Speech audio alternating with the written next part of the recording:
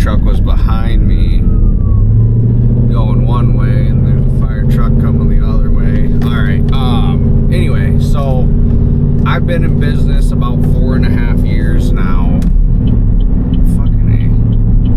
This fucking old guy behind me.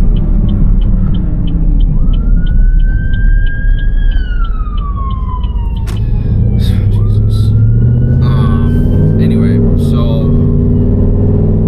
must be a pretty big fire, because the town over from where I am, their fire trucks are rolling in. Anyway, off topic, but yeah, so I've been in business about 4.5 years now. I do everything. I do all mobile mainly, and then custom fab. I do everything from structural to repairing your dock. You know, we do aluminum, stainless, mild steel, the whole shebang. And that's really it. You know, up where I live, I'm up in Minnesota. The biggest thing is the elements up here for seasons wise. But besides that, you know, it's not bad. I enjoy it. I've been welding for about 17 years now. When COVID hit, I went out on my own. But you know, that's really it, I guess. With the channel, you know, it's just gonna be me dragging you guys around with me and trying to get some good footage going.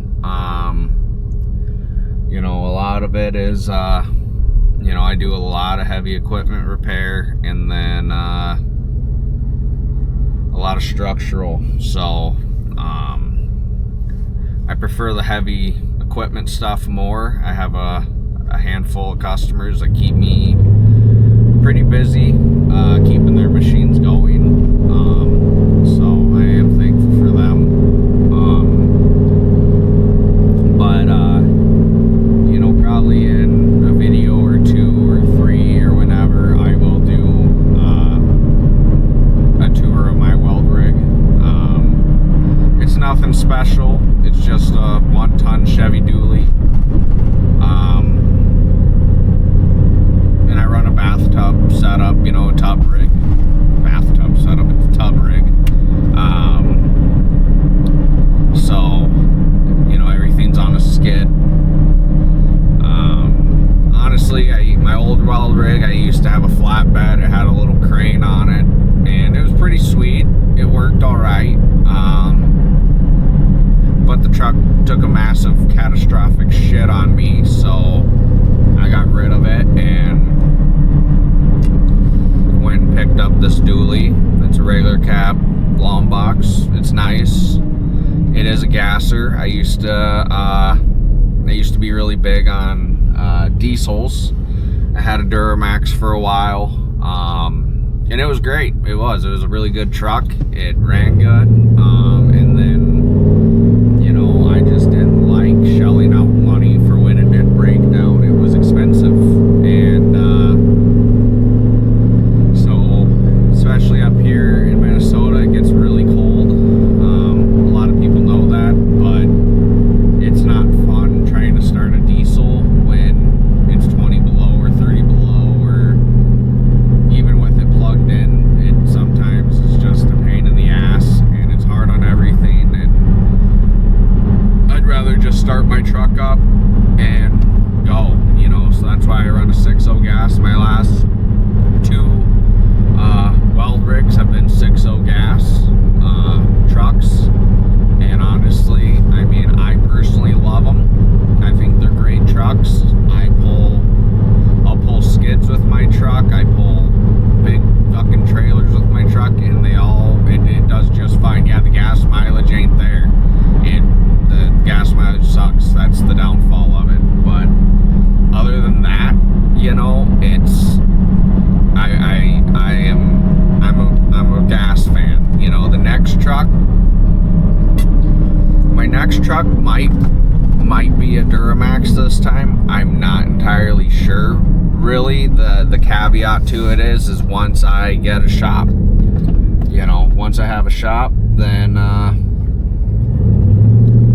and I can truck in every night and where it's warm, then yeah, I'll get a diesel. But up until then, yeah, I'm gonna run gas trucks because all my stuff sits outside. So I run a gas machine, I run a gas truck. Machine I run, it's just a Bobcat 260. I used to have an really old Hobart, like 225 Champion. It was a 1991. It's literally as old as I was. So that was a really great machine. I'll just give you a little rundown on my Bobcat quick. The reason I run a Bobcat is it's AC/DC, and I run for TIG welding. I kick it old school. I don't drag my TIG welder out to job sites.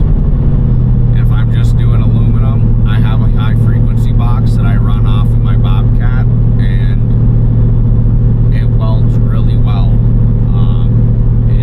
It does really well for welding. It's great for out in the field.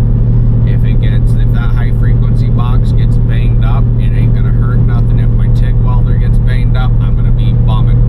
So the only reason that I don't take a TIG welding, a dedicated TIG machine out there, like an inverter, or like even like an Everlast machine or something that I can just plug into my welding machine, is because I just don't want it getting banged up. I get in some jobs that